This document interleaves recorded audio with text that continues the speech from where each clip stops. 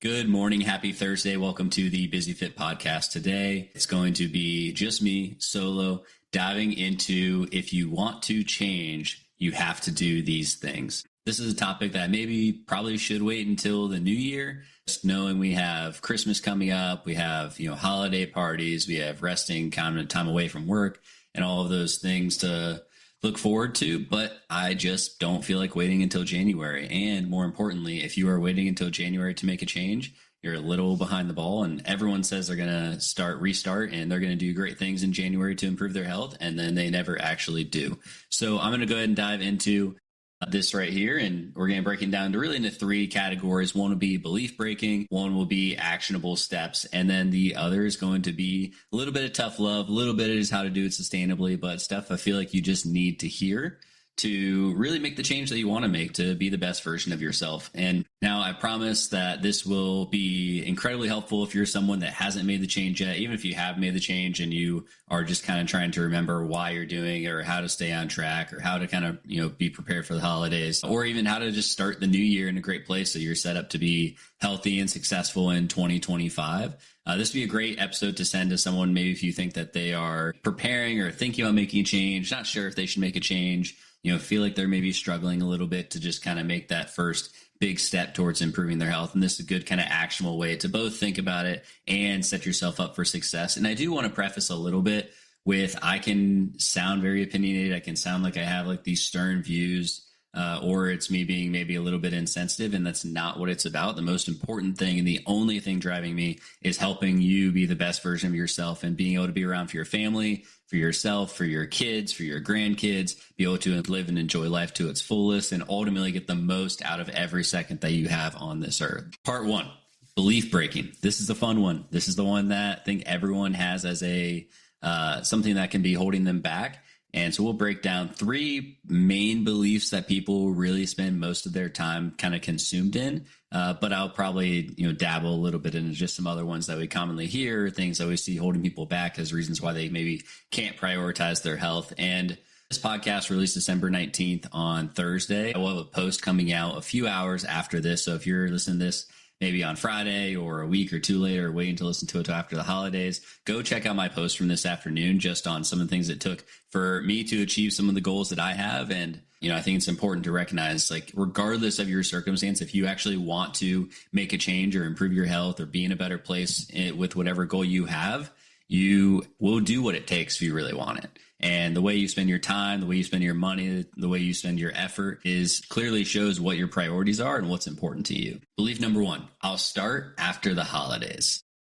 This one drives me crazy because if you are waiting until after you get past a holiday or a big event to start focusing on your health, it means the way you're going about it isn't something that's actually going to be sustainable for you, because it's set up assuming that life's going to be perfect after the holiday or after the event. It's like, oh, things will settle down then. Life never settles down. Life never gets slower. It just compounds and gets busier and busier and busier over time. So the more you push things out, the more you say, I'll figure it out in a year, or I'll wait until we buy a house, or I'll wait until I have the finances to make it work, or whatever the thing you think you're waiting to do, things are just going to get harder then. So you might as well just get started now, so it's a little bit less hard than it will be when you get further down the line. When we think about the holidays, and we've had a ton of people get started right before this holiday season, and some people even starting this week, and now like we're on a wait list until January, which is a great thing. But also, even if you're waiting and you're like not even starting with us yet, or you're kind of waiting until January to start, you can start making some changes now that can set you up for success. And I think one of the biggest ones you see around the holidays is, okay, well, I won't be able to enjoy Christmas Day, or I won't be able to enjoy the downtime. The reality is, if you put the right habits in place and you're focusing on the right things to improve your health, it's stuff you can do regardless of what's going on that day. So if you think about it in terms of just being able to eat a little bit healthier, great. Just start with prioritizing protein that day. Still enjoy the treats, but make sure your glucose level is not going to go through the roof, or you actually build up a balanced plate before you dive into sweets. Very simple thing for you to do. It's not just going to benefit you long-term in terms of improving your health, but it's also going to make it so you can spend time with your family after that meal, or you can spend time, may not feel like you have to take a nap and let the day kind of pass you by, but you can actually be active and enjoy that day, not have a stomach ache or be lethargic or feel like you have a hangover the next day because of everything you did that day. The one questionable thing, and we've gotten a lot of questions about it as far as our clients go, is around that holiday. Like, do you need to exercise? Do you need to be active? And my solution, I feel better when I move at least a little bit, regardless of what's going on. Even I'm fighting a little bit of a cold right now. And even through that, like, I know I feel better if I hop on our walking treadmill and walk for 20 or 30 minutes, or if I spend a little time stretching or doing a little bit of strength work. Anything is going to help you feel a little bit better. And if you're a parent, or if you're someone who's going to be around people in that holiday, and maybe you know someone, we all know someone that hasn't really put their health first, start setting a good example. Get everyone to go for a walk after dinner, or even just instead of laying up, even just playing cards, like even just being somewhat moving a little bit or being alert is better than just laying on the couch, being worthless the entire day. So yeah, get out and take a walk, or do, a outside, tag football game, whatever you want to do, but do something just to move a little bit. The thing, especially when we're eating high fat foods, we're eating high sugar foods, we're eating a ton of treats, we're going to feel terrible afterwards if the first thing we do is we just go lay down on the couch. So take 10 minutes and go for that walk, or take, a little bit of time that morning just to be active. So that way, your body is a little more set up to handle all the stuff you're going to throw at it. But do something active every day, even on a rest day. And people think like you got to take a full day completely off and do nothing. Like, you'll be in a better place if you get up and move a little bit, and you'll notice that the day will be much more enjoyable, or you won't be as lethargic, or you actually want to go do things, not just lay around and watch Netflix and be lazy all day, but you'll actually have energy to do other things. So start prioritizing that even on a holiday, because you'll enjoy that holiday much more if you've moved at least a little bit. And not saying you have to go do an hour workout or do anything crazy, but it can be a great bonding opportunity with your family. It can be something that will just allow you to enjoy the day more. And ultimately can set you up to build that habit. Because if you can do it on a holiday, or you can do it when you're really busy or you're really stressed, you have all this stuff going on, you're traveling, the times where things are slow, it's just going to be that much easier to do it. You'll have that habit set in place. So now is definitely the best time for you to start at least doing something. The next one, and this one drives me insane. I don't have time.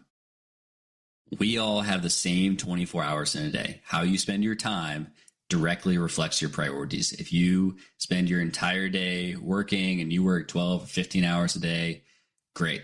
You're probably someone that's going to get a little bit less sleep, but that's okay.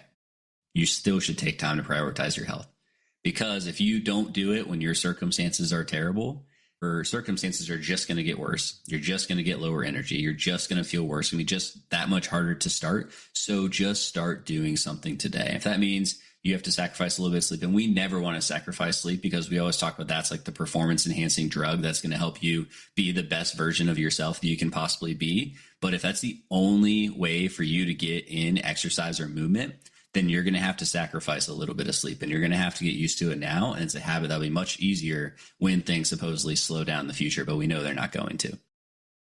We all have that same 24 hours. How you prioritize your time is what's actually important to you. So if you want your health to be a priority, then do something about it. Now, we need to do a little bit of a reframe when we think about our time, because everyone, regardless of what you have going on, thinks they're busy, thinks they have a ton of things that are impacting them and kind of limiting them from actually focusing their health. But if we looked at our day and we did a true audit, and we do this with some of our clients, we'll actually do like a time audit of what they do from the moment they wake up to when they go to bed. We don't do this every day, but we may do it over a 3-day period.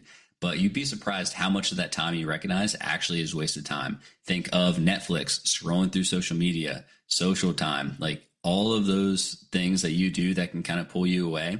You can find 20 minutes to get up and move. Or even if you absolutely have to spend time scrolling, like go out and walk while you scroll. At least do something. Some movement's better than nothing. But if you're someone that's your screen time is more than 3 hours a day, you absolutely have time to prioritize your health, prioritize your goals, or whatever you want to accomplish. You're just wasting time, and you don't really want to see that as some time that you're willing to give up to actually focus on that goal. And you think like, I need that time, or I need that downtime, I need the Netflix time. Well, you need exercise more. You need to focus on your nutrition more. You need to be able to actually be able to live your life and enjoy it more. And you can think, well, I'm really just like restricting myself from enjoying life. Would you rather be limited on the Netflix time you have now, or the time you have to, or the you may be thinking you're restricting yourself by cutting out Netflix or screen time, or, time out the bar, or eating out to prioritize your health or to invest in your health. But would you rather be restricted in those ways now and not be restricted in your life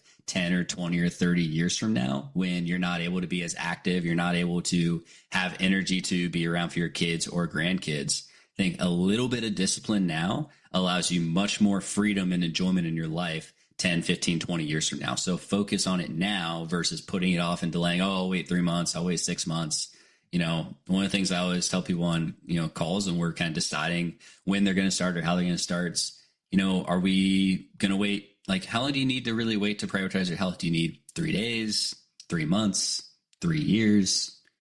Because every time you push it off, you're just resetting that clock. So if you wait 3 months and you decide, I'm going to wait 3 more months and see, and, I haven't really done anything with my health yet, but, I think in 3 months, I'll be in a better place. And 3 months, pass on to another 3 months, another 3 months. And next thing you know, it's 3 years, and it's that much harder. So stop allowing yourself to have those time frames and just focus on it now, and identify those things that you can take away, whether it's Netflix, screen time, time at the bar, eating out. Like if you really, really wanted to focus on your health, you would find a way, period. Okay.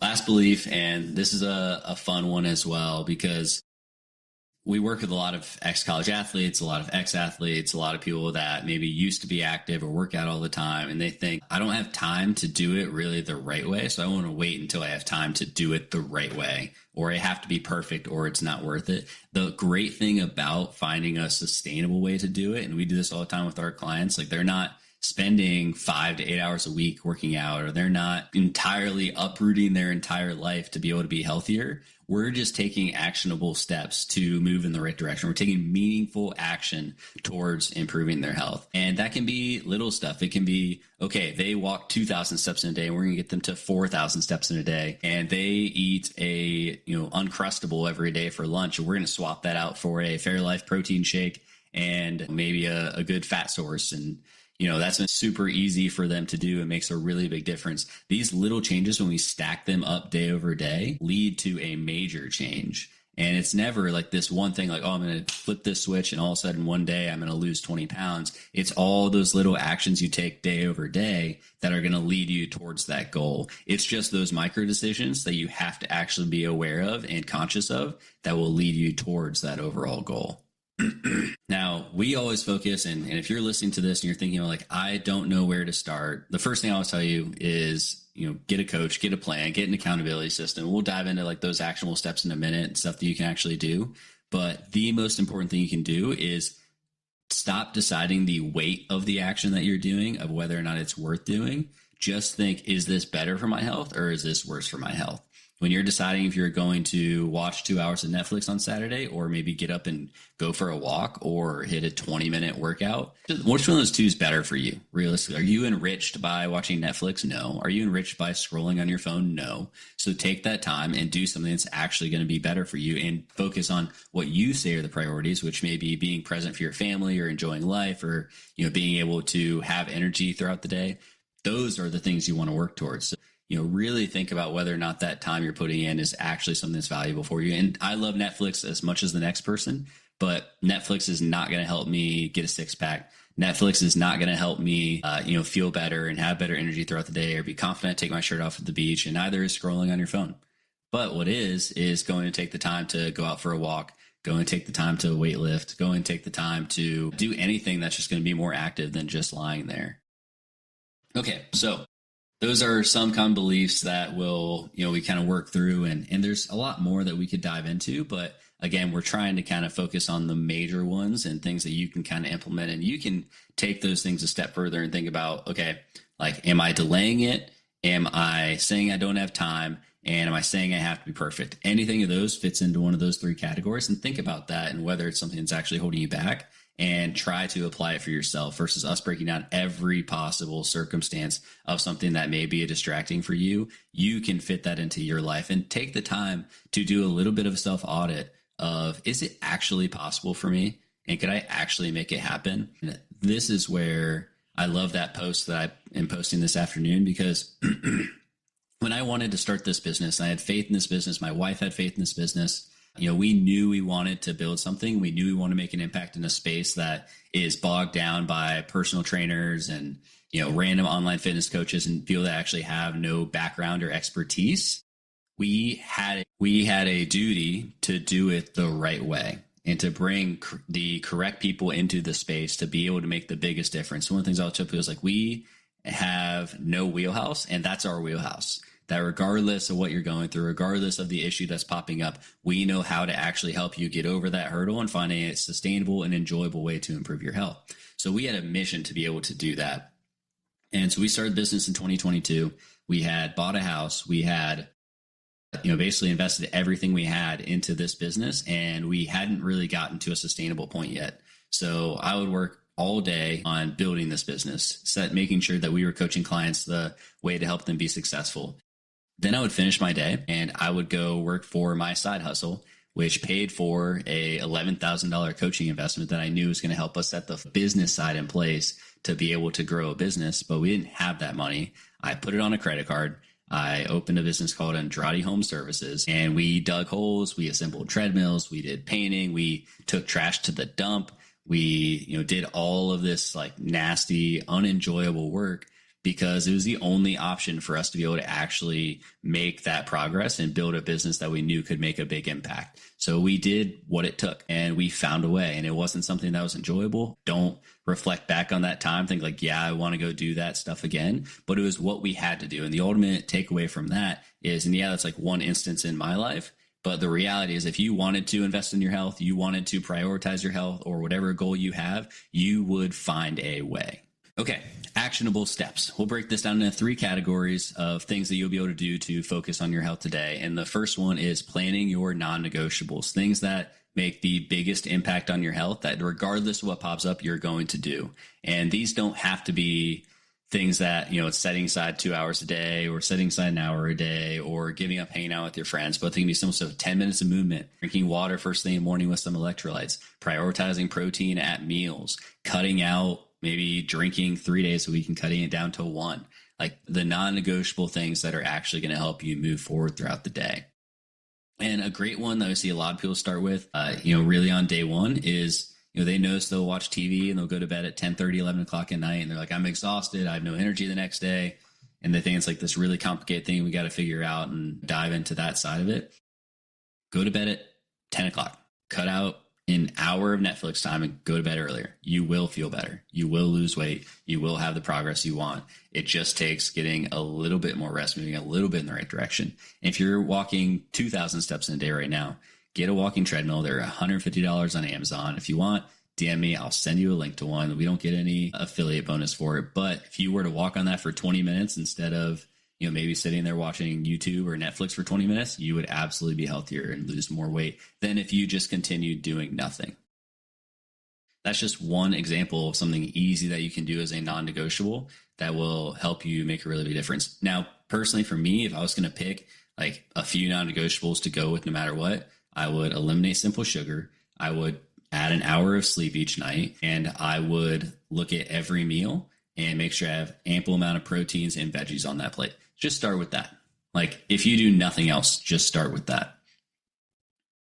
Now, the important gauge of whether a non-negotiable is successful or not is giving yourself kind of like circumstances where you can kind of weigh in and see whether or not it's something that's actually going to work or not. Put it up against your life and see like, well, can you poke holes in it and kind of see when it may or may not work? And don't think, okay, well, I know I'm traveling and that means I can't prioritize protein at every meal. Okay, but you can, and so don't limit it of just like, yeah, well, the circumstance says like this isn't going to be ideal. It may take you a little bit more planning. It may take you a little bit more time. It may take you a little more effort. But if you wanted to, you really could. It's just you looking at it and saying, is this actually something that would stop me? Now, a place where something may not be realistic. He's like, I'm going to weightlift 4 days a week, but you travel for work 4 days a week, and some hotel rooms don't have weight rooms. Okay, well, maybe then we'll adjust. Maybe you carry some bands with you. Maybe you do body weight 1 or 2 days a week, or maybe you just go walk on the treadmill that's in the fitness center, because sometimes that's all they have.